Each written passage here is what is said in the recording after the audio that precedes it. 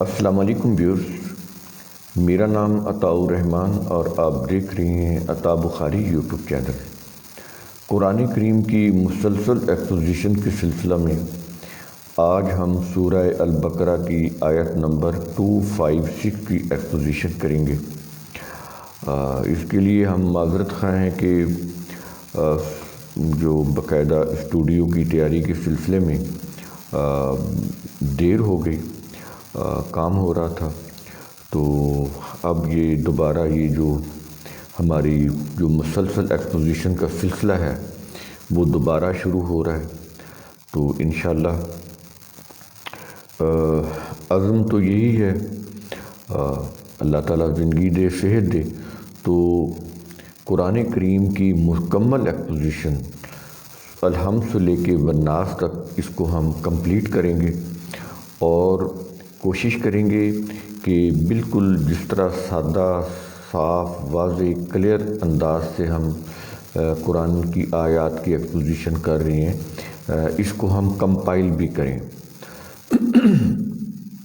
مذہب میں تو تفسیریں بولتے ہیں، لیکن ہم تو چونکہ یہ پھر ایک مذہبی سا لفظ ہو جاتا ہے، یوں کہہ لیں کہ قرآن کریم کو ایزیلی انڈرسٹینڈ کرنے کے لیے بالکل واضح، صاف ستھری انداز سے، زبان سے، انداز اسلوب سے ہم اس کو ایک کتابی شکل میں بھی کمپائل کریں گے۔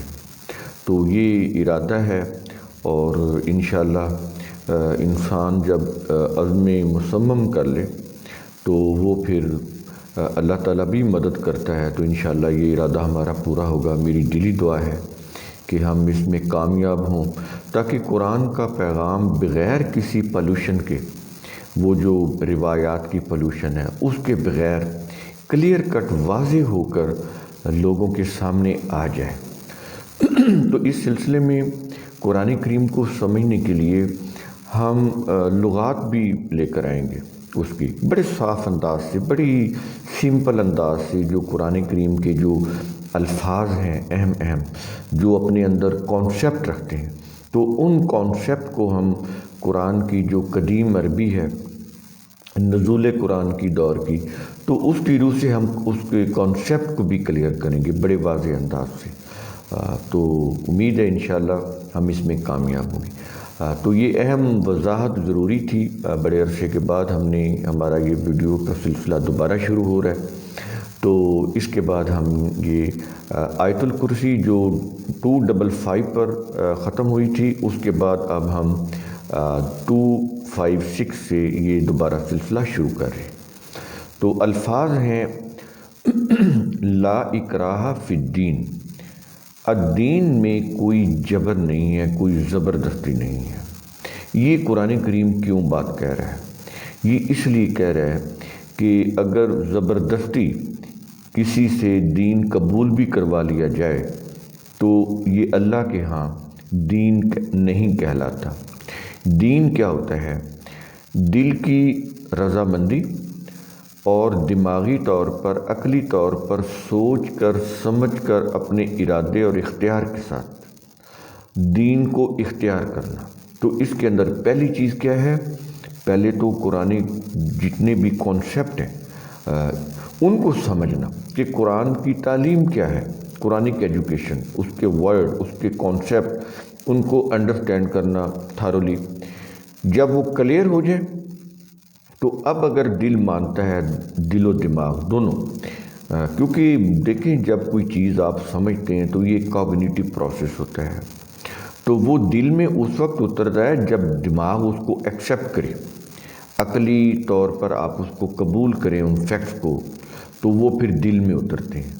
تو اس طرح سے قرآن کریم کو سمجھنا اور ایمان لانا، تو یہ ایمان لانا ہوتا ہے۔ اب اس کے اوپر پھر عمل بھی کرنا ہوتا ہے، یہ نہیں کہ آپ کوئی چیز سمجھ لیں تو بس چھوڑ دیں، تو یہ ایمان نہیں، یہ تو ادھورا ایمان ہو گیا، اس کا فائدہ نہیں ہے۔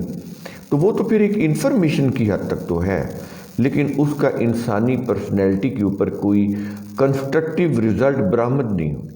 وہ اسی صورت میں برآمد ہوں گے جب آپ وہ جو انڈرسٹینڈنگ ہے اس کے مطابق آپ اپنی شخصیت کی گرومنگ کریں۔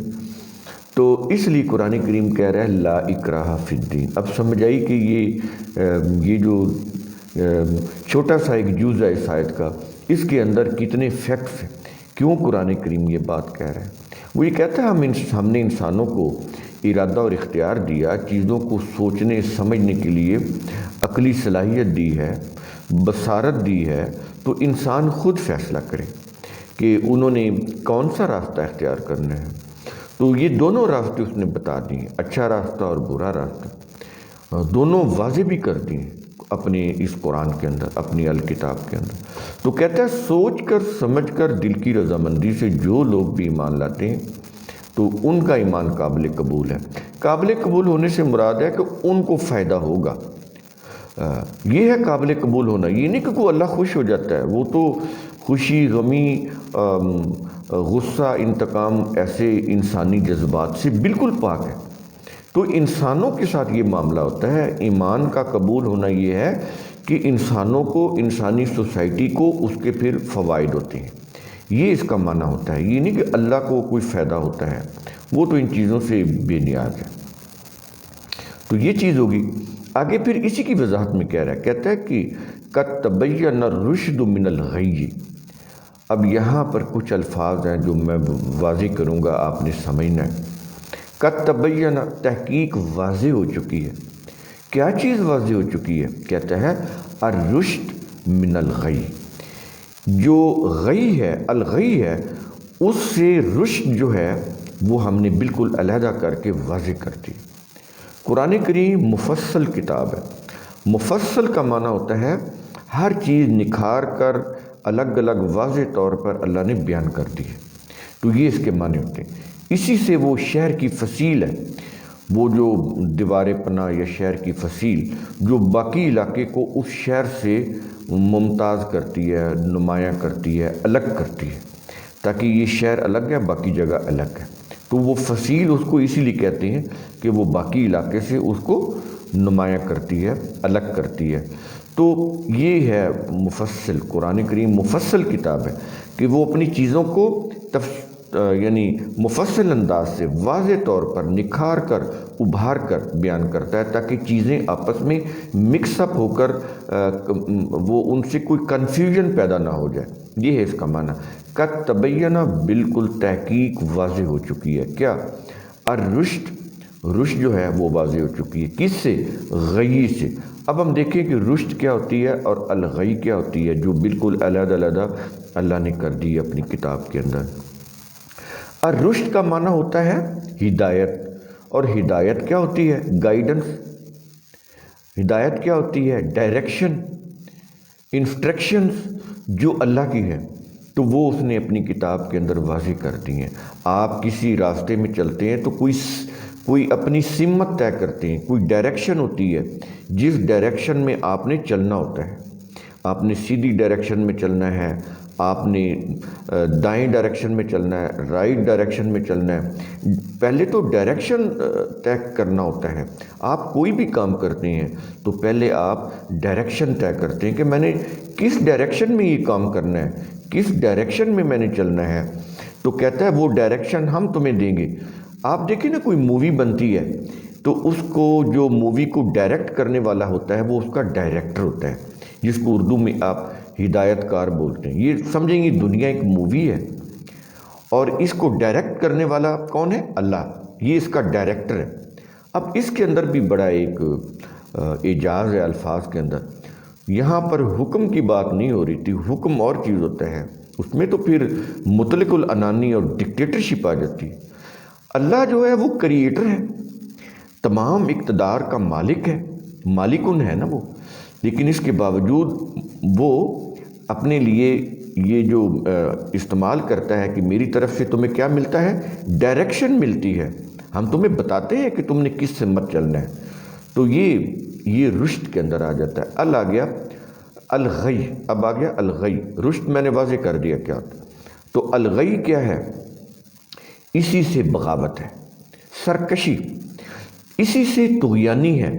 یہ قرآن کریم بڑی آسان کتاب ہے، لیکن اس وقت ہوگی جب آپ مذہب سے نکلیں گے، مذہبی کانسیپٹ سے، ریلیجس کانسیپٹ، ریلیجس وہ جو ٹریڈیشنز ہیں، روایات، اس سے جب آپ نکلیں گے، دماغ جو ہے، ذہن جو ہے پیوریفائی ہوگا، پیوریفیکیشن کا یہ عمل ہے، قرآن کریم اس کو بولتا ہے۔ تو پھر یہ اس کے کانسیپٹ سمجھ آئیں گے۔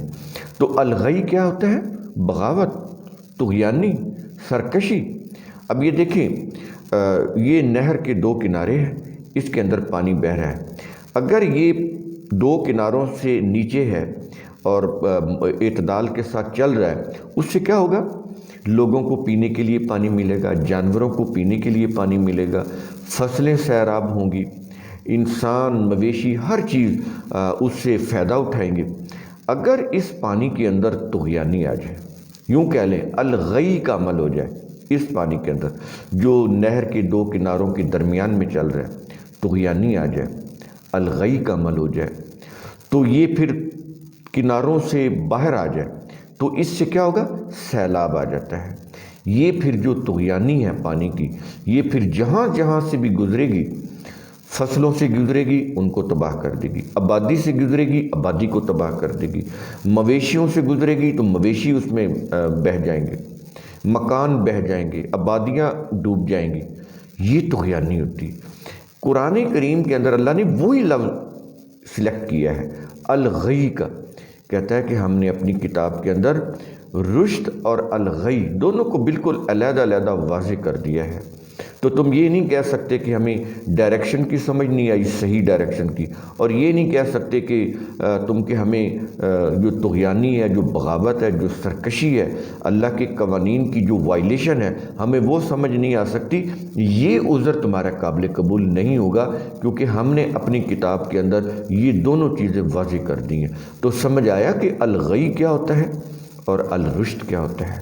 یہ دونوں چیزیں میں نے اس کے اندر واضح کر دی ہیں۔ تو قرآن کریم کہتا ہے کہ الرشد یعنی الغی سے، یعنی گمراہی سے بالکل علیحدہ کر کے بیان کر دی ہے، واضح کر دی ہے۔ تو اس کا مطلب ہوا کہ ہم نے بذریعہ وحی، بذریعہ قرآن صحیح اور غلط راستے انسانوں کے اوپر واضح کر دی ہیں۔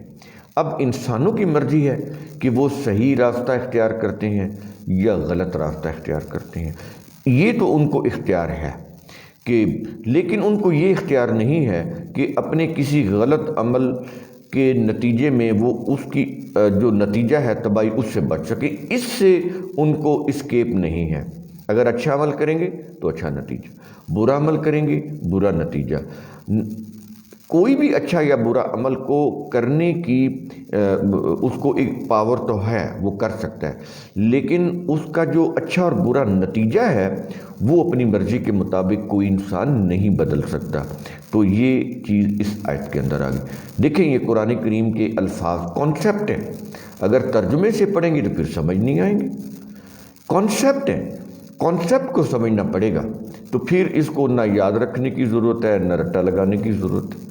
تو کانسیپٹ، ہمارے ویڈیوز کا بیسک مقصد قرآن کریم کے الفاظ کے کانسیپٹ کو کلیئر کرنا ہے۔ جو بھی ان کو کلیئر کر لے گا اس کو یہ قرآنک جو تراجم، تفاسیر، اس کی ضرورت ہی نہیں اس کو محسوس ہوگی۔ اب آگے آئیں، آگے کیا کہتے ہیں؟ فَمَن يَكْفُرْ بِالطَّاغُوتِ۔ اب پھر دوبارہ ہم کلیئر کریں گے قرآن کریم کیا کہہ رہا ہے۔ کہتا ہے کہ جو قوم الطاغوت کا انکار کرتے، جو قوم الطاغوت سے کفر برتے، کفر کا مطلب انکار ہوتا ہے، اور یہ جو لفظ الطاغوت ہے یہ کیا ہے؟ یہ بھی وہی ہے الغی، طغیانی، بغاوت، سرکشی، وہیں سے یہ لفظ۔ تو اللہ کے نظام کے خلاف جو بھی سرکش قوت ہوتی ہے قرآن کریم اس کو الطاغوت بولتا ہے۔ دوبارہ سمجھ لیں، پیچھے لفظ الغی آ چکا ہے، وہی چیز یہ الطاغوت ہے۔ اس کے اندر بغاوت، طغیانی آ جاتی ہے، سرکشی آ جاتی ہے، اللہ کے قوانین، اس کے نظام کے خلاف وائلیشن آ جاتی ہے۔ اب سمجھ آئیں کہ یہ طاغوت کیا ہوتا ہے۔ طاغوتی قوت کیا ہوتی ہے؟ دین کے خلاف کوئی بھی قوت، وہ طاغوتی قوت ہوتی ہے، وہ شیطانی قوت ہوتی ہے، وہ ابلیسی قوت ہوتی ہے جو لوگوں کو دین کے راستے کے اوپر آنے نہیں دیتی۔ تو ہم نے واضح کیا کہ کفر کیا ہوتا ہے اور الطاغوت کیا ہوتا ہے۔ یہ دو چیزیں آپ نے سمجھ لیں۔ کہتا ہے کہ پھر جو قوم الطاغوت کا انکار کرے، یعنی اللہ کے نظام کے خلاف سرکش نظام سے منہ پھیر لے، انکار کرے، منہ پھیر لے، تو اس الطاغوت سے طغیان، یعنی میں نے بتایا نا کہ طغیانی ہے، بغاوت ہے، سرکشی ہے، تو یہ قرآن کریم میں یہ لفظ کئی جگہ پر آتا ہے۔ فرعون کے لیے بھی یہ لفظ آیا، جیسے انہو طغا، یہ فرعون کے متعلق کہا جا رہا ہے کیا کہ وہ بے حد سرکشی اختیار کر چکا تھا، وہ بے حد بغاوت اختیار کر چکا تھا۔ تو یہ چیز فرعون کے لیے بھی آئی ہے۔ تو اس سے پتہ چلا کہ طغیانی یہ سرکشی کیا ہوتی ہے، یہ جو قرآن کریم نے کہا ہے طاغوتی قوت، وہ طاغوت کیا ہوتا ہے، طاغوتی قوت کیا ہوتی ہے، جیسے فرعون یہ ایک طاغوتی قوت تھا، تو اس سے آپ کو سمجھ آ گیا کہ الطاغوت کیا ہوتا ہے۔ اور آگے کہا جا رہا ہے کہ وَمَن یُؤْمِن بِاللَّهِ، اب دیکھیں ایک تو وہ ہے نا جو لوگ طاغوتی قوت کا انکار کرتے، طاغوتی قوت کا انکار کریں، یہ وہ لوگ ہیں وَيُؤْمِنُ بِاللَّهِ، اور وہ اللہ کے نظام کی صداقت پر ایمان لے آئیں۔ تو اللہ کی قوانین کی صداقت پر ایمان لانے کے لیے پہلا عمل کیا ہے؟ طاغوتی قوتوں سے کفر برتنا، طاغوتی قوتوں سے اپنے آپ کو علیحدہ کر لینا، طاغوتی قوتوں کا انکار کر دینا۔ جب یہ چیز ہوگی تو پھر اس کے بعد ایمان لایا جا سکتا ہے۔ یہ مذہبی جو چیزیں ہوتی ہیں، ریلیجس جو آرگنائزیشن، یہ بھی طاغوتی قوتوں میں آتی ہیں، ان کے بڑے جتھے ہوتے ہیں جو لوگوں کو صحیح راستے کی طرف نہیں آنے دیتے، قرآن کی طرف نہیں آنے دیتے۔ وہ کہتے ہیں کہ یہ ہمارے جو ریلیجنز ہیں، ان کے جو سیکٹس ہیں، ان میں رہو تب تم عافیت سے رہو گے، قرآن کی طرف جاؤ گے تو یہ تمہیں سمجھ نہیں آئے گا، تم بہک جاؤ گے۔ یہ چیزیں ہیں نا، تو یہ بھی پھر طاغوتی قوتوں میں آ جاتی ہیں جو ریلیجس آرگنائزیشنز ہوتی ہیں، اور ان میں سے بھی پھر وہ جو عسکری ان کے ونگز ہوتے ہیں، ملیٹنٹ گروپ ہوتے ہیں، یہ سارے طاغوتی قوتوں میں آ جاتے ہیں۔ تو ان کا جو اب انکار ہوتا ہے تو ان کے متعلق کہتا ہے کہ وَمَن یُؤْمِن بِاللَّهِ، اور وہ جو اللہ کے نظام کی صداقت پر ایمان لے آئے۔ تو ایمان لانے کا مطلب میں نے آپ کو بتایا کہ کیا ہوتا ہے، یہ کہ اللہ کے نظام پر عمل کرنے کو اپنی زندگی کا مقصد بنا لے۔ یہ نہیں کہ صرف زبان سے وہ کہہ دے کہ میں ایمان لے آیا، اس کا تو کوئی فائدہ نہیں۔ تو وہ اس کو اپنی زندگی کا مقصد بنائے، اپنی وہ جو پرسنالٹی ہے اس کی گرومنگ اس کے مطابق کرے، جو اللہ کے قوانین ہیں، جو ضابطے ہیں، جو اس کی ویلیوز ہیں۔ اگر وہ ایسا کرے گا تو کیا ہوگا؟ فَقَدِ اسْتَمْسَكَ بِالْعُرْوَةِ الْوُثْقَىٰ، تو تحقیق اس نے مضبوط کڑا یا ہلکا یا سہارا تھام لیا۔ یہ جو عروہ ہوتا ہے، یہ گلائی میں جو کڑا ہوتا ہے نا لوہے کا یا مضبوط، اس کو عروہ بولتے ہیں، اور وثقیٰ بولتے ہیں کہ جو بڑا مضبوط ہو۔ یہ وثقیٰ جو ہے اس کا ایڈجیکٹیو ہے۔ تو کڑے کا مضبوط ہونا، جیسے آپ نے دیکھا ہوگا نا، آپ ایئرپورٹ سے آپ جائیں اپنے اس میں بیٹھنے کے لیے جہاز میں، تو جو بسیز ہوتے ہیں ایئرپورٹ پہ تو اس میں سیٹس نہیں ہوتی، تو ان کے اوپر وہ ایک کڑا لگا ہوتا ہے ان کو تھامنے کے لیے، لوگوں کو جو پیسنجر ہوتے ہیں تو وہ اس کو پکڑ لیتے ہیں، تھام لیتے ہیں۔ تو اس کو عربی میں عروۃ الوثقیٰ کہتے ہیں۔ اس طرح اور بھی دیواروں کے ساتھ بھی کھڑے رہنے کے لیے وہ کڑے لگائے جاتے ہیں سپورٹ کے لیے، تو یہ عروۃ الوثقیٰ کہلاتا ہے۔ تو وہ کہتا ہے کہ یہ جو اللہ کے قوانین ہیں، جو ان کو انڈرسٹینڈ کرتے ہیں، ان کی صداقت کے اوپر ایمان لاتے ہیں، وہ ایسے ہی جیسے انہوں نے مضبوط کڑا تھام لیا، وہ کڑا کرتا کیا ہے؟ وہ ان کو گرنے نہیں دیتا۔ تو یہ ہے، اس کو قرآن کریم نے عروۃ الوثقیٰ کہا ہے۔ تو اس آیت کے اندر یہ جو الفاظ ہیں، ہم نے اس کی بھی وضاحت کر دی کہ عروۃ الوثقیٰ کیا ہے۔ اب یہ اللہ کے قوانین کی سپورٹس ہیں نا، سہارے ہیں، ہلکے ہیں، کڑے ہیں، سہارے ہیں، تو اللہ کے قوانین سے بڑا سہارا کوئی بھی نہیں ہے۔ دیکھیں، ملکی قانون کو اگر آپ فالو کریں تو آپ کتنی امن کے ساتھ، عافیت کے ساتھ اپنی کاروبار چلا رہے ہوتے ہیں، اپنی زندگی کے جو جتنے بھی امور ہے سر انجام دے رہے ہوتے ہیں۔ جب کوئی معاشرہ اللہ کے قوانین کو اپنا سہارا بنا لے تو وہ پھر کبھی بھی تباہی میں نہیں گر سکتا، وہ کبھی بھی بربادی میں نہیں گر سکتا، وہ پھر مضبوط رہتا ہے، اسٹیبل رہتا ہے۔ تو یہ ہے فَقَدِ اسْتَمْسَكَ بِالْعُرْوَةِ الْوُثْقَىٰ۔ اور آگے کہتا ہے کہ چونکہ یہ اللہ کے قوانین کی سپورٹ ہے، سہارا ہے، تو کہتا ہے لن فسام لہا، تو وہ پھر گرنے نہیں دیتا، وہ ٹوٹنے والا نہیں، یہ نہیں کہ تم پکڑو گے تو وہ ٹوٹ جائے گا، وہ سہارا بڑا مضبوط ہے، اس کو تم اپنی اسٹیٹ کی سطح کے اوپر جب نافذ کرو گے تو پھر اس سے جو بھی سوسائٹی ہے وہ اتنی سٹرونگ ہو جائے گی، اتنی انڈیپینڈنٹ ہو جائے گی، اتنی اس کا پولیٹیکل نظام مضبوط ہو جائے گا، اتنا اس کا اکنامک سسٹم مضبوط ہو جائے گا کہ وہ قوم جو ہے وہ کسی کی محکوم نہیں رہے گی، وہ قوم کسی کی دست نگر نہیں رہے گی، کسی کے سامنے ڈیپینڈنٹ نہیں رہے گی، وہ قوم انڈیپینڈنٹ بن جائے گی۔ تو یہ ہے اس کے اندر یہ چیز آ گئی۔ لیکن جب اس قوانین کو آپ اسٹیٹ کی سطح کے اوپر نافذ نہیں کریں گے اس وقت تک کوئی فائدہ نہیں۔